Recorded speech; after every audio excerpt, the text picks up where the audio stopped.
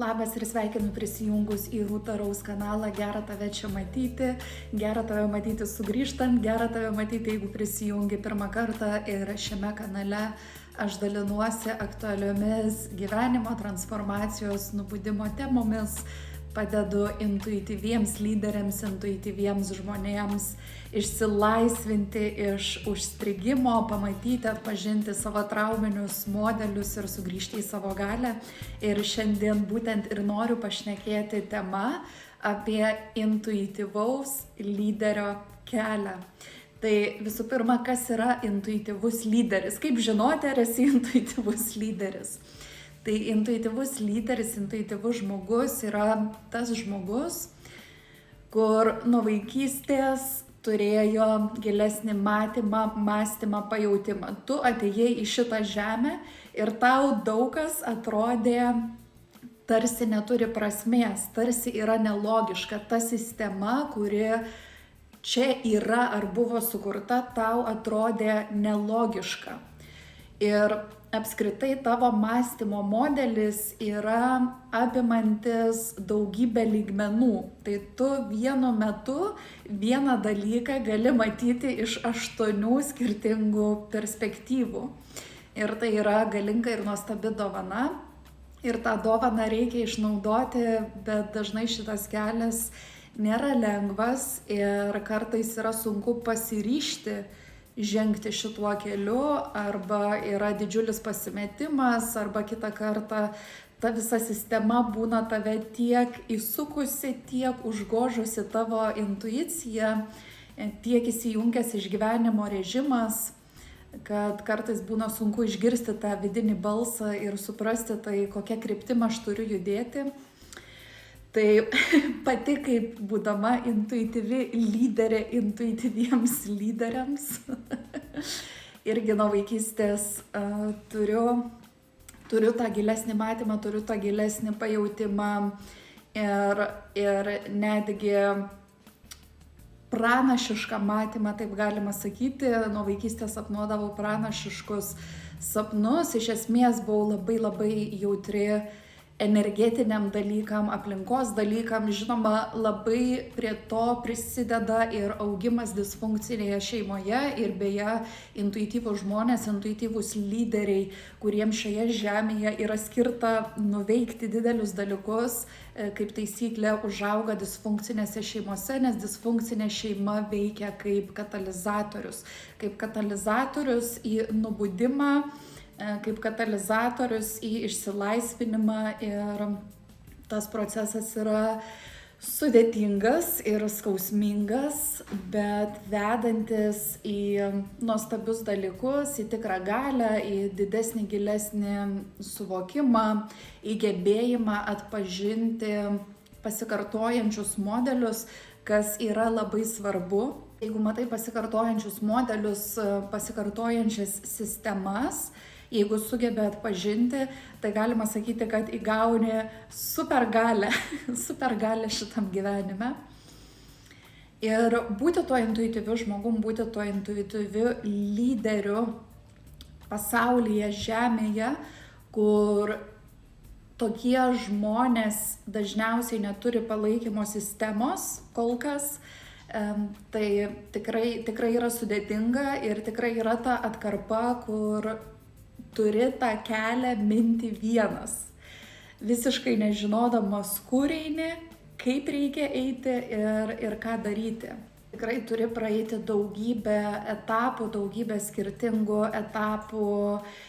Ir ką iš esmės yra svarbu apskritai suprasti, suvokti gyvenime, kaip mes mokinamės. Tai va čia yra vienas iš tų pasikartojančių mechanizmų, kurį aš pastebėjau atsikartojant kiekvienoje gyvenimo srityje.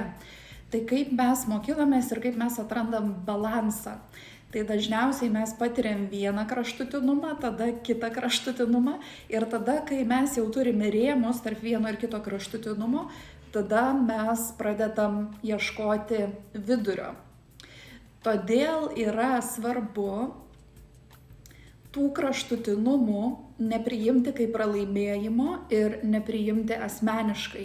Nes tie kraštutinumai, galima sakyti, kad yra kaip neišvengiama šito kelio, to atradimo, tos harmonijos, tos ramybės dalis. Ir šiandien būtent noriu pasidalinti tą intuityvaus lyderio kelionę per verslo, per veiklos perspektyvą, nes tai yra labai graži reprezentacija, kaip tas kelias atrodo, ir yra toks angliškas pasakymas, kad entrepreneurship is like self-development on crack. Tai ką tai reiškia, kad kūrimas savo verslo, būnant intuityviu žmogumi, tai yra kaip saviugda su narkotikais. Tai reiškia, kad tas visas vidinis augimas vyksta kosminiu greičiu ir tu tiesiog esi priverstas keistis, priverstas prisitaikyti, priverstas adaptuotis labai dideliu greičiu ir visais įmanomais lygmenimis. Ir kaip apskritai kaip aš pasikeičiau ir kaip pasikeitė mano veikla, kaip jinai dar keičiasi, pirmas dalykas, tai nuo pat pradžių, pradėdama savo veiklą, aš žinojau, kad nuo ko aš pradedu, nebūtinai bus tai, ką aš darysiu vėliau. Tai nereiškia kardinalaus pokyčio, bet tai reiškia kitokį priėjimą, kitokį suvokimą, todėl kad tas senas modelis, kad tu pasirenki vieną kelią ir kaip arklys su uždengtom akim eini tuo vienu keliu visą gyvenimą, šitoj naujoj eroj tiesiog neveikia, o jis ypatingai neveikia intuityviem žmonėm, multitalentingiem žmonėm, nes tokie žmonės kaip taisyklė būna multitalentingi ir dažnai būtent dėl tos visos sistemos ir kuo sistema privertė tikėti, dažnai tokie žmonės jaučiasi, kad su jais yra kažkas negerai, kad jie nuolat blaškosi, kad jie neranda savo vietos, tai žino, kad su tavimi yra viskas gerai, tu esi multitalentingas žmogus ir tiesiog visa šita sistema, kaip ir sakiau, nebuvo sukurta palaikyti tokius žmonės. Nebuvo sukurta ir juo labiau, kai užaugi disfunkciniai šeimoj, tai visus tuos metus, kai tu turėjai praleisti augdamas, tobulėdamas, eksperimentuodamas, išmokdamas įrankių, tave turėjo išmokinti įrankių, duoti tau įrankių, kaip suaugus tvarkytis šitame pasaulyje, šitame gyvenime, tu visus tuos metus praleidai bandydamas tiesiog išgyventi. Ir paskui tavo fizinis kūnas suauga, bet tavo emocinis, psichologinis kūnas dažnai lieka užstrigęs kažkokiame amžiuje, todėl kad tu neturėjai galimybės vystytis. Ir tada tu būni laikomas suaugusiu žmogum ir išspiriamas į gyvenimą ir dabar, žodžiu, tvarkykis be suteiktų įrankių, be saugumo, be stabilumo ir gaunasi, kad viską kuri nuo nulio, dažnai vienas. Ir tada dar yra toks vidinis spaudimas, kad jau kažkas pasiekė tiek ir tiek, o aš dar tik tai čia esu, arba kažkam paprasčiau sekasi. Tai čia labai svarbi žinutė, aš noriu tau, kad tu prisimintum, iš kur tu atėjai, iš kokios vietos tu atėjai. Ir taip pat, kad niekada savęs nelyginti su žmonėm, kurie turi palaikymo sistemą. Tai yra milžiniškas skirtumas. Net vienas saugus, stabilus žmogus esantis gyvenime yra milžiniškas skirtumas. Ir jeigu tu neturi net to vieno žmogaus, ir vis tiek susitvarkai ir vis tiek išgyveni, tai jau yra didžiulis pasiekimas. Grįžtant prie mano istorijos, apie mano veiklą, apie kelionę, tai kaip ir sakiau, nuo pat pradžių žinojau, kad tai keisis, tai įgaus naujas formas ir tai intuityvūs žmonės ir intuityvūs lyderiai turi suvokti ir priimti. Nes jeigu intuityvus žmogus, intuityvus lyderis iš proto griežtai įsikips į kažkokį kelią ir nepaisant nieko bandys tuo keliu eiti ir spausti, tai gyvenime patirs labai daug destrukcijos ir labai daug pasipriešinimo. Nereiškia, kad einant šiuo keliu yra lengva ir kad viskas tiesiog rožėm klota, tikrai ne. Tai reikalauja labai daug ištvermės, taip pat susiduri su daug išbandymų, daugiau galbūt vidinių išbandymų, bet tai yra labai apdovanojantis kelias už tai, kad kiekvieną kartą pasirinkdamas save, kiekvieną kartą paklausydamas to savo vidinio balso, net jeigu tai netitinka visuomenės nuostatų, strategijų, netitinka to, kaip veikia algoritmas, tu kiekvieną kartą susigrąžini didžiulę dalį savo galios. Ir tas jausmas yra tiesiog neįkainojamas. Ir tada tu tokį stiprų centrą savo viduj sukuri, kad tavęs išoriniai dalykai nebegali pajudinti, nebegali įtakoti. Tai kaip sakant, nors ir škvalas, o tu lieki stovėti ramiai ir judi savo kryptimi. Ir savo veiklą pradėjau labai intuityviai, taip pat pradėjau labai chaotiškai. Ir čia irgi svarbus momentas, kad jeigu lauki idealaus momento, kada viską suprasi, kada viską žinosi, kad pradėti eiti tuo keliu, kuriuo nori eiti, tai nėra ko laukti, nes tas momentas neteis, todėl kad aiškumas atsiranda pradėjus eiti, pradėjus žengti pirmuosius žingsnius. Kelias atsiveria pradėjus eiti. Jeigu stovėsi vietoj, tau stebuklingai kelias neatsivers prieš tave su visom instrukcijom. Turi pradėti eiti, turi žengti į tą nežinomybę. Ir aš labai džiaugiuosi, kad aš ir išdrįsau žengti į tą nežinomybę. Tiksliau buvo tokios aplinkybės ir tokia vidinė būsena, kur aš net nelabai turėjau pasirinkimo daryti kitaip, nes buvo arba taip, arba tik taip. Ir visa ta veikla prasidėjo iš tokio chaoso, galima sakyti. Bet žinant, kad visa visata gimė iš chaoso, žinant, kad Žemė atsirado iš chaoso, tai būtent iš to ir gimsta pati galingiausia kūryba. Ir ką turiu omeny iš chaoso, iš to, kad nebuvo kažkokios konkrečios struktūros, nebuvo kažkokio konkretaus aiškumo, tiesiog viskas, kas ėjo iš mano vidaus, visa ta kūryba, visos tos žinios, visa ta išmintis. Ir per visą tą laiką, per visus tuos metus, šitas dalykas ėmė keistis. Tai kažkada, sakykime, iki veiklos pradžios vadovavausi labai griežta struktūra, labai griežta disciplina. Tada pradėjusi veiklą, tai buvo visiškas flow ir jokios struktūros. Ir tada atėjo laikas, kaip sakiau, tarp tų dviejų kraštutinumų rasti vidurį.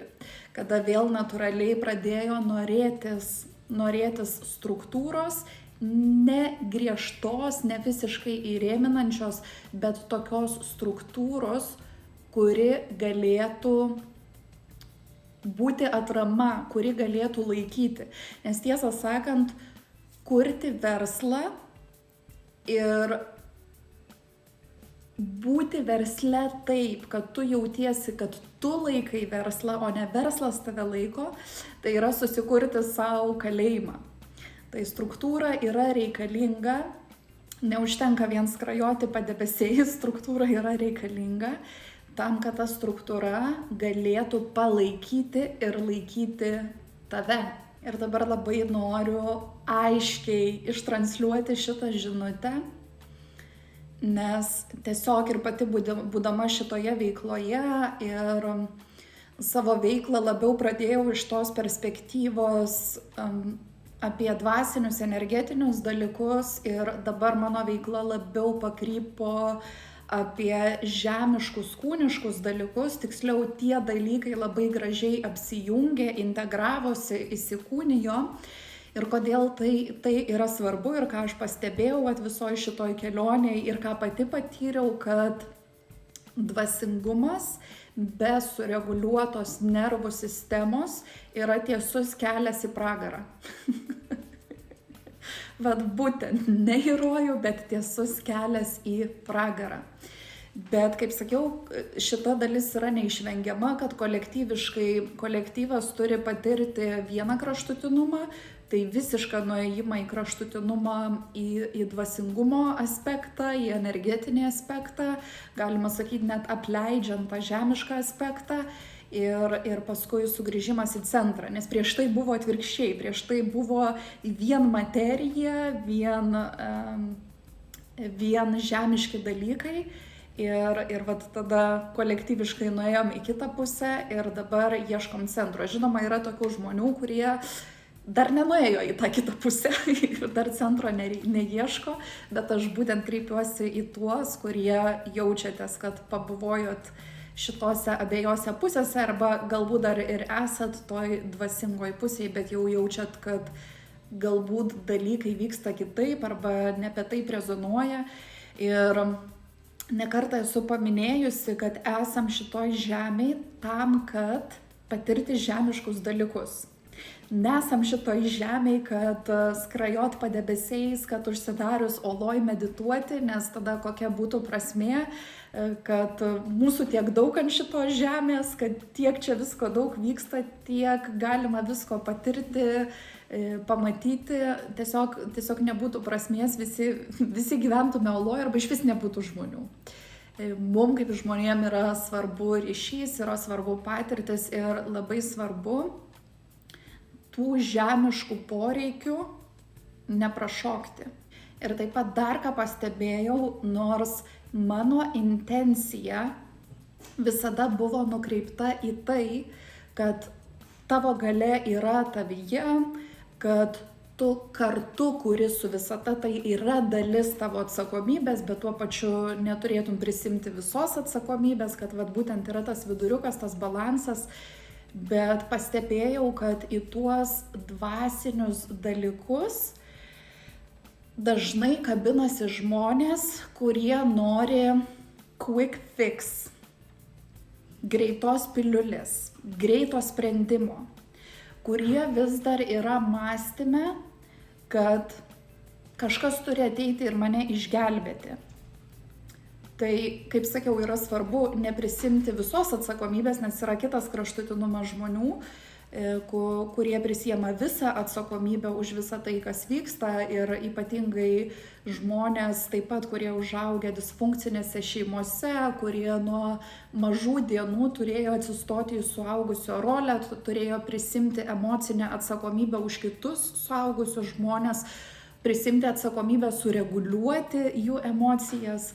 Tai tokie žmonės taip pat yra linkę į tą kitą kraštutinumą nueiti, kad prisimti per daug atsakomybės, o tada kitas kraštutinumas yra būti kančios aukos pozicijoje, laukiant, kad tave kažkas išgelbės. Ir tada supratau, kad nepaisant to, kokią žinutę stengiuosi transliuoti, kad tie žmonės, kurie būtent yra tame taške, greičiausiai negirdi tos dalies informacijos ir būtent ima tą informaciją kaip kažkokią viltį, kaip kažkokį įsikabinimą. Yra nuostabu įžiebti viltį žmoguje ir tam aš visą tai ir darau, bet tuo pačiu yra svarbu suprasti, kad yra dalis ir mūsų atsakomybės. Todėl visada sakiau ir sakau, kad labai atsirinkit intuiciškai pajauskit savo kūnu, kas jum rezonuoja. Kūnas dažniausiai niekada nemeluoja. Ir mano visos šitos istorijos esminė žinutė, tai va būtent tas pokytis, kuris įvyksta ir kuris ir man įvyko, ir netgi tai yra žinutė apie tai, kaip keitėsi mano veikla, jinai dar ir keisis ateityje. Ir tie pokyčiai turbūt labiausiai jaučiami ir matomi man pačiai, ne kiek išoriškai, nes tai yra labiau vidiniai pokyčiai, vidiniai suvokimai ir būtent ir atėjo vat toks dar stipresnis noras būtent ir dirbti su žmonėmis, kurie yra pasiruošę prisimti atsakomybę už savo gyvenimą. Nes neateina niekas tavęs išgelbėti. Ir iš kur tai žinau, irgi iš savo patirties. Ir turbūt labiausiai integravosi šitas suvokimas, jisai buvo mentaliniam lygmenį, bet kas yra mentaliniam lygmenį, kas nėra įkūnyta, tai dar galima sakyti, kad kaip ir to nėra. Net jeigu tai ir suvoki. Tai būtent kai pačiai teko praeiti per milžinišką krizę ir kai buvau pastatyta į tokią situaciją, kur absoliučiai nebuvo už ko pasilaikyti. Absoliučiai. Apart už savęs pačios. Absoliučiai nebuvo į ką atsiremti, į ką kreiptis pagalbos. Ir vat iš tos krizės, kaip sakau, kaip pati save tiesiog už čiuprinos ištraukiau, tai kaip sakau, žinoma, visų pirma, sugrįžo labai didžiulė dalis mano galios, kas yra nuostabus apdovanojimas. Žinoma, tos visos patirties tikrai nenorėčiau kartoti ir niekam nelinkėčiau, bet turbūt tada labiausiai atėjo įkūnijimas to žinojimo, kad neateis tavęs niekas gelbėti ir tu pats turi save išgelbėti. Taip pat nereikia šitų žodžių priimti taip, kad tu niekam nerūpi, kad Dievui visatai nerūpi, kad žodžios esi vienas ir apleistas. Ne. Dievas ir visata, kaip nori vadinti, energija, kaip nori vadinti, visada yra su tavim, visada yra tavyje. Ir vienintelis dalykas, dėl ko galbūt kitą kartą jauti, kad ar nėra ryšio, ar esi apleistas, tai tik dėl to, kad apleidai save. Tik dėl to, kad su savim nėra ryšio. Ir kai tą ryšį atrandi su savim, tai vėl sugrįžta tas ryšys ir su Dievu visata, energija, kaip nori tai pavadinti. Tai čia netgi gal iš dalies toks kaip informavimas, paaiškinimas, kodėl pakeičiau taro skaitymų struktūrą, kodėl vietoj pavienių sesijų atsirado mentorystė. Tai būtent tam, kad iš tikrųjų palydėti per gilią transformaciją. Iš tikrųjų palydėti per pokytį. Ir būtent, kaip sakiau, tai skirta tiem žmonėm, kurie suvokia, kad nėra greitos piliulės. Yra greitesnė piliulė, kai ateini pas žmogų, kuris tai jau yra praėjęs ir jis tau gali sutaupyti daugybę metų tavo laiko, bet tai nereiškia, kad tai vyks per savaitę ar per mėnesį. Bet gali sutaupyti daugybę metų tavo laiko, todėl kad vis tiek yra tam tikri įrankiai ir technikos, kurie gali tau greičiau padėti pamatyti, greičiau padėti išsilaisvinti, išspręsti, paleisti, transformuoti, negu kad galbūt tu tai darytum vienas pats ir ieškotum tų kelių.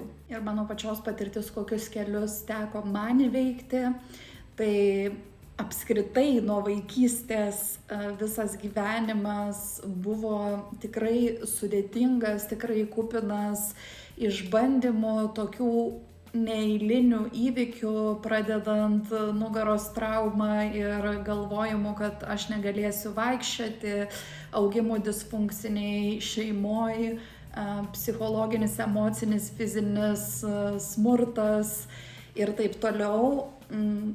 Kalbant apie paskutinį dešimtmetį, kada ir pradėjo vykti pati didžiausia ir giliausia jau sąmoningai mano transformacija, kur pradėjo ateidinėti žinios, praktikos, įrankiai ir taip toliau, ir aš sąmoningai pradėjau eiti šituo keliu. Tai išgyventa ne viena krizė, viena tai yra skyrybos iš toksiškų, narciziškų santykių, tada panikos atakų periodas, išėjimas iš disfunkcinės šeimos, iš disfunkcinės sistemos, egzistencinės krizės periodas ir savęs užčiuprinos ištraukimas iš visų tų situacijų. Ir tuo pat metu, kai vyko visi šitie dalykai, savo verslo pradėjimas ir sugebėjimas išlaikyti savo verslą einant per nežmoniško dydžio krizes, nežmoniško dydžio nestabilumą, tai tikrai mane taip suformavo ir tiek galios manyje atsirado ir dabar visu tuo norisi dalintis su tais žmonėmis, kurie galbūt vis dar jaučiasi įstrigę tose netinkamose situacijose, nes man pavyko rasti tą išėjimą, tą kelią, tą šviesą. Tai dabar tuo norisi dalintis. Tai žodžiu apibendrinant, jeigu esi intuityvus žmogus, intuityvus lyderis, tau gyvenimas, tavo aukštesnysis aš, tavo siela tiesiog neleis likti toje mažoje pozicijoje, susimažinimo pozicijoje. Tu gausi vieną po kitos destruktyves situacijas, kol pagaliau į viską nusispjausi ir nuspręsi, kad viskas, aš einu savo keliu, aš stojuosi į savo galią, nepaisant kas ką pagalvos, kas ką pasakys, aš einu, nepaisant kaip tai bus sudėtinga, baisu, nepaisant to, kad nežinau kaip ten bus, nežinau detalių, nežinau aplinkybių, aš vis tiek einu. Tai šito neišvengsi ir čia ne tam, kad gąsdinti, bet kaip tik tam, kad įkvėpti. Tu esi sutvertas dideliem dalykam, neatsitiktinai į tave įdėta tiek talentų, neatsitiktinai į tave įdėtas milžiniškas potencialas. Tik kitą kartą gali atrodyti, kad tą visą potencialą, tos visus talentus, toks tarsi rūkas užėjęs ant tavo galvos blokuoja ir tas rūkas būtent yra tie trauminiai pasąmoniniai modeliai, kuriuos galima pakeisti. Tai ačiū, kas žiūrėjot, kas klausėt, gera su jumis pabūti tokiu ilgesniu formatu. Tai parašykit, palikit komentarą, kas jums surezonavo, pasidalinkit savo istoriją, man visada yra įdomu paskaityti ir išgirsti. Ir taip pat nepamirškit paspausti subscribe, jeigu norite būti pirmieji, kurie gausit pranešimą, kai pasirodys naujas įrašas, o jis vis pasirodo karts nuo karto. Pasidalinkite su kitais, kuriem galvojat, kad tai galėtų būti aktualu. Ir pasimatysime sekantį kartą. Tai labai apkabinu, siunčiu daug meilės ir žinau, kad su tavim yra viskas gerai.